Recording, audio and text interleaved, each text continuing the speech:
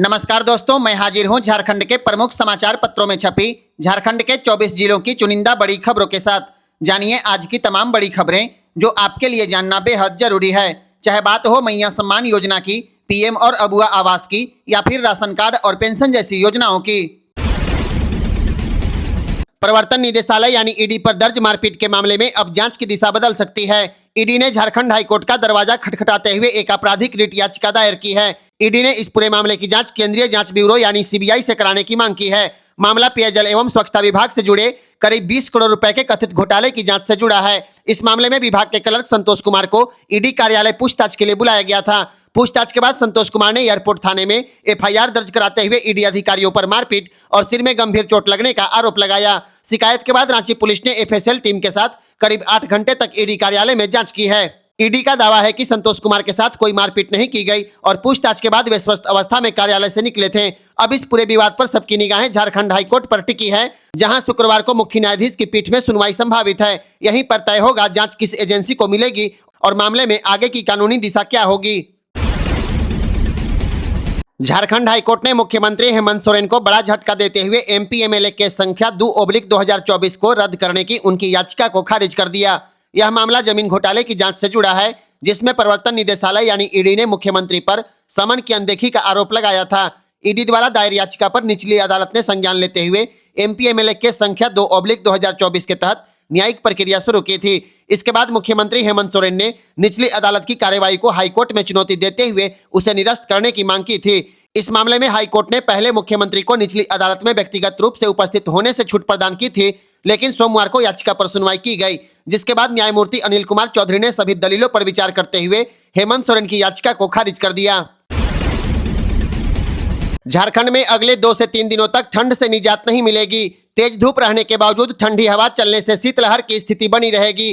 रांची, पलामू, गढ़वा, चतरा, लातेहार, लोहरदगा, गुमला, सिमडेगा, खुट्टी, हजारीबाग, बोकारो और पश्चिमी सिंहभूम समेत 13 जिलों में शीतलहर चलेगी। मौसम विज्ञान केंद्र ने इन जिलों में येलो अलर्ट जारी किया है। सुबह कोहरा और दिन में मौसम शुष्क रहेगा। मौसम विज्ञान केंद्र के अनुसार 18 जनवरी से न्यूनतम तापमान में 2 से 3 डिग्री की वृद्धि हो सकती है। अधिकतम तापमान भी बढ़ सकता है। हालांकि 23 जनवरी के आसपास ठंड लगभग समाप्ति पर होगी। बुधवार को मैक्लुस्कीगंज का न्यूनतम तापमान 1 डिग्री, गुमला का 1.8 डिग्री, रांची का न्यूनतम तापमान 8.4 डिग्री, कांके का 7.3 डिग्री, खुट्टी का 3.4 डिग्री और डाल्टनगंज का 4.7 डिग्री दर्ज किया गया। आपने अक्सर सुना होगा ईडी कार्रवाई करती है, लेकिन रांची में पहली बार ऐसा हुआ है जब खुद ईडी के खिलाफ जांच की कार्रवाई शुरू हो गई। गुरुवार की सुबह एयरपोर्ट स्थित ईडी कार्यालय के बाहर उस वक्त हड़कंप मच गया जब पुलिस की टीम अचानक जांच के लिए ईडी ऑफिस पहुंच गई। यह कार्रवाई पेयजल विभाग के क्लर्क संतोष कुमार की शिकायत पर की गई है। संतोष कुमार ने ईडी के सहायक निदेशक प्रतीक और सहायक शुभम पर मारपीट और जानलेवा हमले का गंभीर आरोप लगाया है। शिकायत के मुताबिक 12 जनवरी को हिनू स्थित ईडी कार्यालय में हाजिरी के दौरान उन पर आरोप कबूल करने का दबाव बनाया गया। इनकार करने पर गाली गलौज, मारपीट और सिर फोड़ने का आरोप लगाया गया है। घायल संतोष कुमार को सदर अस्पताल ले जाया गया, जहां उनके सिर में 6 टाके लगाए गए। मामले में एयरपोर्ट थाने में एफआईआर दर्ज कर पुलिस ने जांच शुरू कर दी। अब सबकी नजर इस बात पर है कि इस मामले में आगे क्या कार्रवाई होती है। असम में झारखंड मुक्ति मोर्चा की एंट्री के साथ अब नई सियासी जंग शुरू होने वाली है।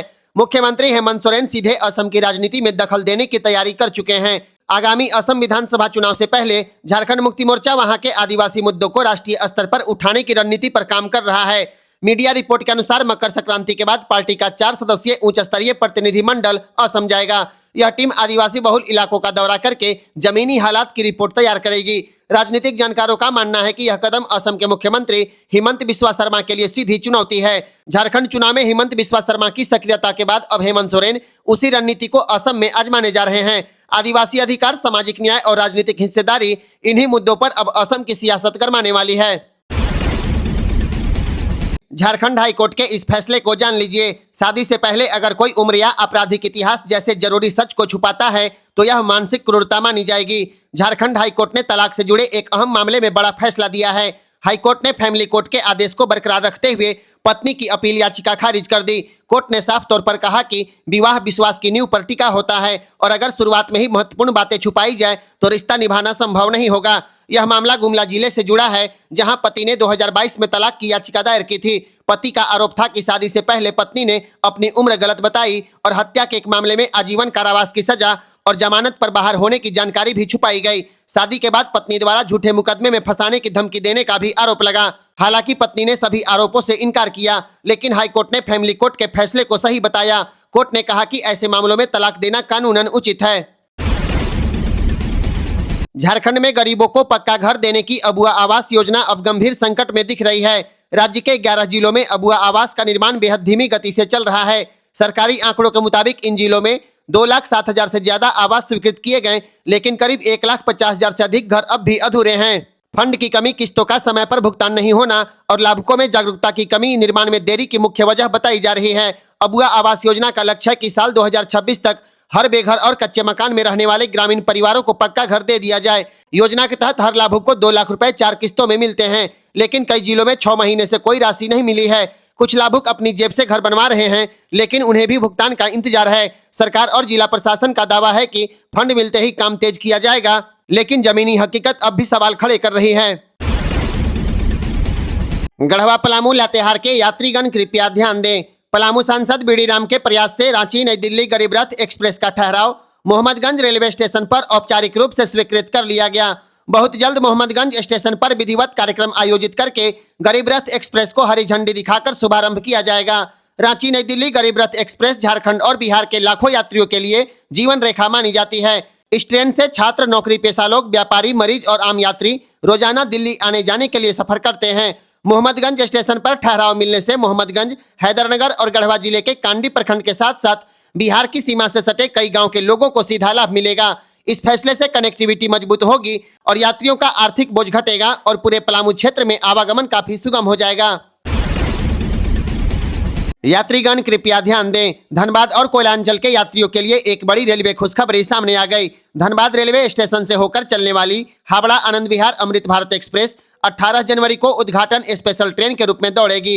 इस उद्घाटन स्पेशल ट्रेन को प्रधानमंत्री नरेंद्र मोदी पश्चिम बंगाल के संतरागाछी स्टेशन से हरी झंडी दिखाकर रवाना करेंगे। संतरागाछी आनंद विहार अमृत भारत स्पेशल दोपहर 3 बजे संतरागाछी से रवाना होगी और यह ट्रेन हावड़ा, बर्धमान, दुर्गापुर और आसनसोल होते हुए रात में 8:55 में धनबाद पहुंचेगी। धनबाद में 5 मिनट ठहराव के बाद रात 9 बजे आगे के लिए रवाना होगी। इसके बाद इस ट्रेन का ठहराव गोमो, पारसनाथ, कोडरमा, गया, डीडीयू, वाराणसी, लखनऊ, बरेली, मुरादाबाद, गाजियाबाद होते हुए अगली रात आनंद विहार स्टेशन पहुंचेगी।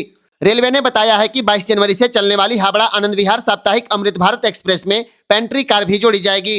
इस ट्रेन में 7 स्लीपर कोच, 10 जनरल कोच होंगे और टिकट बुकिंग बहुत जल्द शुरू होने की संभावना है। अगर आप महंगे आरओ और बोतलबंद पानी पीकर खुद को सुरक्षित समझ रहे हैं तो ऐसे में आप सावधान हो जाइए। जमशेदपुर और आदित्यपुर में जहर अब पानी से नहीं, थाली के माध्यम से आपके शरीर में घुस रहा है। स्वर्ण रेखा और खरकई नदियां जो कभी जीवनदायिनी थी, आज औद्योगिक कचरे के कारण पूरी तरह जहरीली हो चुकी हैं। इन नदियों के पानी से उगाई जा रही सब्जियां अब हैवी मेटल्स का भंडार बन चुकी हैं।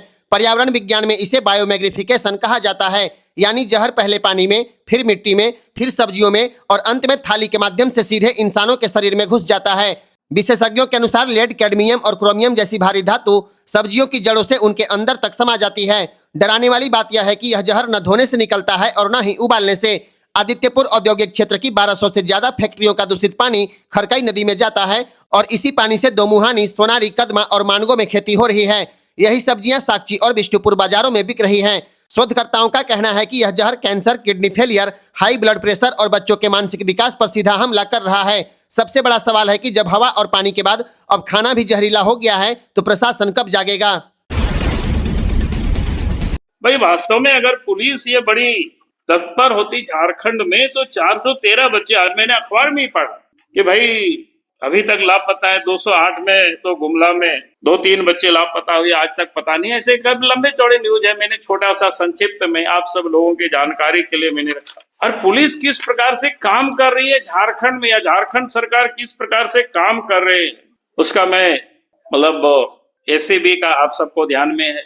एसीबी ने किस प्रकार से तत्परता से इतना एक्टिव दिखाया, जिसमें विनय चौबे और कंपनियों को गिरफ्तारी हुई और गिरफ्तारी होने के बाद भाई 90 दिनों तक चार्जशीट सबमिट नहीं किया। और इस कारण से उसमें जो मुख्य आरोपी था विनय चौबे, सुधीर कुमार दास, सुधीर कुमार फाइनेंस और मार्सन कंपनी के जो कर्मचारी नीरज कुमार थे, यानी चार्जशीट सबमिट नहीं किया। इस डिफॉल्ट के कारण इन लोगों को बेल मिल गई।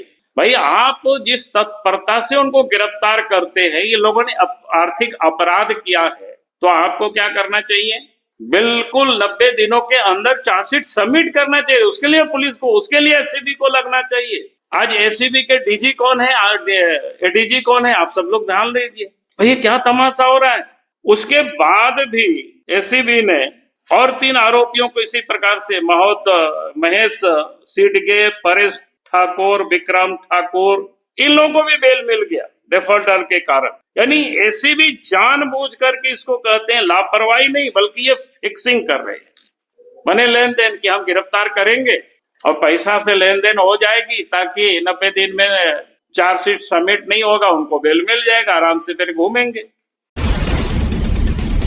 मधुपुर के लालगढ़ में आज जो घटना घटी है, यह घटना इतना दुर्भाग्यपूर्ण है कि वहीं मंत्री इरफान अंसारी का पेट्रोल पंप है और पेट्रोल पंप के मात्र 100 मीटर के दूरी पर 50 से 60 परिवार दलित धोबी टोला में वास रहते हैं।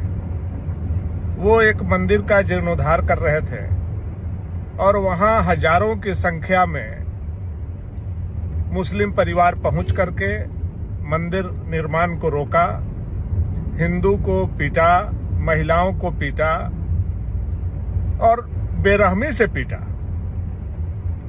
कितना दुर्भाग्यपूर्ण स्थिति हो गई है मधुपुर की, जहां से 2 मंत्री आते हैं, इरफान अंसारी और हफीजुल अंसारी। अब वहां के हिंदू अगर अपना मंदिर जीर्णोद्धार नहीं कर सकता है तो क्या कर सकता है?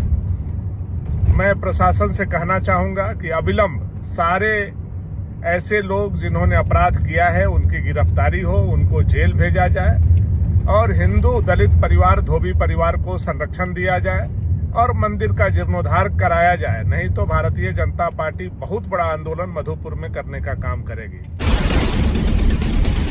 देश भर की विधवा महिलाओं के लिए बड़ी राहत की खबर है। सुप्रीम कोर्ट ने साफ कर दिया है कि हिंदू विधवा बहू को अपने ससुर की संपत्ति से भरण पोषण पाने का पूरा अधिकार है।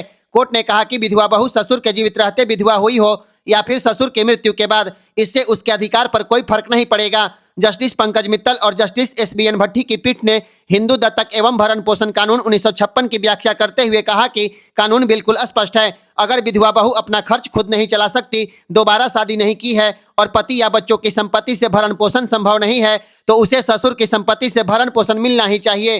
कोर्ट ने यह भी कहा कि ससुर की संपत्ति पाने वाले सभी कानूनी वारिसों की जिम्मेदारी है कि वे आश्रितों का भरण पोषण करें। यह फैसला लाखों विधवा महिलाओं के लिए कानूनी सुरक्षा और सम्मान का मजबूत संदेश माना जा रहा है।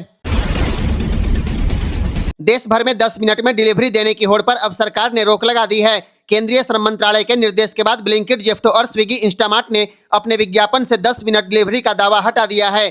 सरकार का कहना है कि इतनी जल्दी डिलीवरी का वादा सड़क पर हादसों का खतरा बढ़ाता है और डिलीवरी बॉय पर बेहद दबाव डालता है। श्रम मंत्री मनसुख मंडाविया के साथ बैठक के बाद कंपनियों ने कहा कि अब वे समय की जगह सेवा की गुणवत्ता और ग्राहकों की सुविधा पर ध्यान देंगी। ब्लिंकिट ने सबसे पहले अपनी टैगलाइन बदली, इसके बाद जेप्टो और स्विगी ने भी 10 मिनट का दावा को हटा लिया है। सरकार का साफ कहना है कि लिखित समय सीमा डिलीवरी कर्मियों को जोखिम उठाने के लिए मजबूर करती है। इसे गिग वर्कर्स के लिए एक बड़ी राहत माना जा रहा है। पीएम सूर्यघर मुफ्त बिजली योजना के तहत झारखंड में मॉडल सोलर विलेज योजना को तेजी से लागू किया जा रहा है। फिलहाल राज्य के 13 जिलों को इस योजना में शामिल किया गया है। इन जिलों में चतरा, दुमका, पूर्वी सिंहभूम, गढ़वा, गिरिडीह, गुमला, जामताड़ा, कोडरमा, पाकुड़, पलामू, रांची, साहिबगंज और सरायकेला के नाम शामिल है। हर जिले में एक मॉडल सोलर गांव विकसित किया जाएगा, जिसके लिए 1 करोड़ रुपए की केंद्रीय सहायता दी जाएगी। इन गाँवों को पूरी तरह सोलराइज किया जाएगा ताकि घर, स्कूल, स्वास्थ्य केंद्र और सार्वजनिक भवनों को 24 घंटे बिजली दिया जा सके। योजना के तहत हर जिले में 10 गांव के बीच चैलेंज मोड प्रतियोगिता आयोजित की जाएगी। जो गांव सबसे अधिक सोलर क्षमता स्थापित करेगा उसी को मॉडल सोलर विलेज चुना जाएगा और 1 करोड़ की केंद्रीय सहायता राशि दी जाएगी। इस योजना का कार्यान्वयन झारखंड नवीकरणीय ऊर्जा विकास एजेंसी जरेडा द्वारा किया जा रहा है। सरकार को उम्मीद है कि इससे ग्रामीण झारखंड को ऊर्जा के क्षेत्र में नई पहचान मिलेगी। झारखंड में मास्टर बनने का सपना देख रहे लाखों युवाओं के लिए एक बड़ी राहत की खबर है।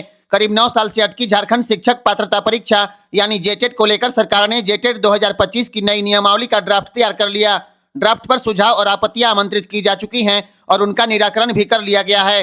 अब सिर्फ कैबिनेट की मंजूरी मिलना बाकी है, जिसके बाद जेटेट परीक्षा और शिक्षक नियुक्ति प्रक्रिया का रास्ता साफ हो जाएगा।